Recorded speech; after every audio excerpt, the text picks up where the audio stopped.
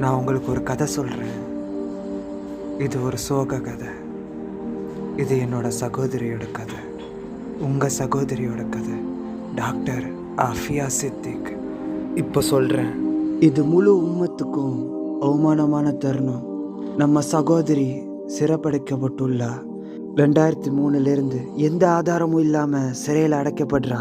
ஆனால் நீங்கள் சரியான நேரத்தில் தவறான நேரத்தில் இருந்தாலும் நீங்கள் சரியானவர் என்று உங்களை நம்ப வைக்கிற கூட்டம் அந்த கூட்டம். மார்ச் 2023 அன்று அந்த இரவு அந்த கூட்டம் நம்ம சகோதரியையும் அவளுடைய 3 குழந்தைகளையும் அழைத்து செல்லுது. இன்று வரையும் அவளுடைய இளைய குழந்தை சுலைமான் காணோம். அப்புறம் அவளுடைய 6 மாத குழந்தை எப்படி காணாம போகும்? கெட்டது நடக்குது, நாம பார்த்து கொண்டு அமைதியா இருக்கும். இது எனக்கு அவமானமா இருக்கு. என் சகோதரி ஆஃபியா நம்மால நினைத்து கூட பார்க்க முடியாத அளவுக்கு வன்கொடுமை செய்யப்பட்டுள்ள. அது என் இதயத்தை உடைக்குது. நான் கண்ணாடியில என்னை பார்க்கும்போது என்னை பார்த்து நானே சொல்லிக்கிற ஒரு விஷயம், நீனா ஒரு உண்மையான ஆம்பளையா? நம்ம உம்மத்துல உண்மையான ஆம்பளைங்க எல்லாம் எங்க? நம்மளோட சகோதரிய காப்பாத்த தோத்துட்டோம்னா நம்ம அனைவரும் தோத்த மாதிரி. எந்த ஒரு ஆதாரமும் இல்லாம 86 ஆண்டுகள் சிறை தண்டனை விதிக்கப்பட்ட ஒரு சகோதரி. சுப்ஹானல்லாஹ், கெட்டது நடக்குது, நம்ம பார்த்து கொண்டு அமைதியா இருக்கிறோம். அவளுடைய அழுகைகள் இந்த நேரத்துல நம் உம்மத்தின் தோல்வியின் அழுகைகளாகும். நம்ம எல்லாரும் கேள்விப்பட்டிருப்போம் முஹ்தசிம் கதைய.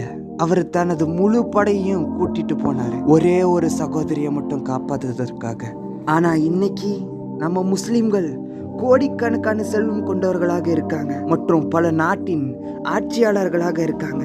இதையெல்லாம் அல்லாஹ் சுப்ஹானஹு வ தஆலா இந்த உலகத்துல இவங்களுக்கு கொடுத்திருக்கான். ஆனா இவங்களுக்கு எந்த சக்தியும் இல்லை, எந்த அவமானமும் இல்லை, எந்த மரியாதையும் இல்லை. நம்ம சகோதரி அமெரிக்காவில் அந்த கூண்டுல உட்கார்ந்து யோசித்து கொண்டு இருப்பா. நம்ம உம்மத்துல உண்மையான ஆம்பளைங்கள்லாம் எங்கன்னு கெட்டது நடக்குது, நம்ம பார்த்து கொண்டு அமைதியா இருக்கிறோம். யா அல்லாஹ் சுப்ஹானஹு வ தஆலா, என்னை மன்னிச்சிரு. நான் என் சகோதரியை ஏமாத்திட்டேன். நாங்கள் எல்லாரும் எங்கள் சகோதரியை ஏமாத்திட்டோம். டாக்டர் ஆஃபியா சித்திக்கோட சகோதரி ஒரு இன்டர்வியூ கொடுத்தாங்க. அதில் அவங்க சொன்னது, அந்த டாக்டர் ஆஃபியா ஒரு கனவு கண்டா. நம்ம சகோதரி ஆஃபியா முஹம்மது நபி ஸல்லல்லாஹு அலைஹி வஸல்லம் அவர்களை கனவுல பார்த்துட்டு அவ சொன்னா, ஓ அல்லாஹ்வின் தூதரே, நான் ஏன் சோதிக்கப்படுறேன்?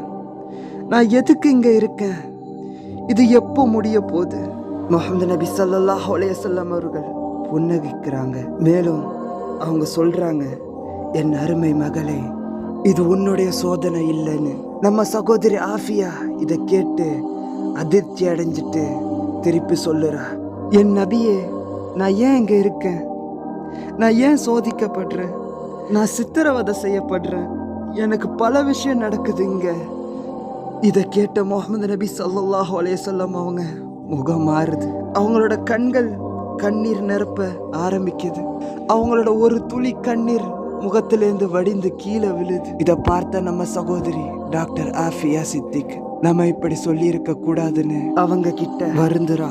ஆனா நம்ம முஹம்மது நபி ஸல்லல்லாஹு அலைஹி வஸல்லம் சொல்றாங்க, இது உன்னுடைய சோதனை இல்லை, இது என் உம்மத்தோட சோதனை. நான் அவளை தோற்கடிச்சிட்டேன். நாம எல்லாரும் அவளை தோற்கடிச்சிட்டோம். டாக்டர் ஆஃபியா சித்திக் இந்த உம்மத்துல உள்ள ஒவ்வொருவரின் இதயத்திலும் இருக்க வேண்டிய ஒருவர். பிரார்த்தனை செய்யுங்க அவளுக்காக, போராடுங்க அவளுக்காக, குரல் கொடுங்க அவளுக்காக, உங்க சக்திக்கு முடிஞ்சதை செய்யுங்க அவளுக்காக, இன்ஷா அல்லாஹ். ஏனென்றால் இந்த உம்மத்துல தலைவர் என்று அழைக்கப்படுறவங்க கோழைகள், சக்தியற்றவர்கள், இந்த உலகத்து மேல ஆசை கொண்டவங்க. அல்லாஹ் சுப்ஹானஹு வ தஆலா அமைதியையும் நிம்மதியையும் மற்றும் விடுதலையையும் நம்ம சகோதரி ஆஃபியாக்கு வழங்குவானாக. ஆமீன்.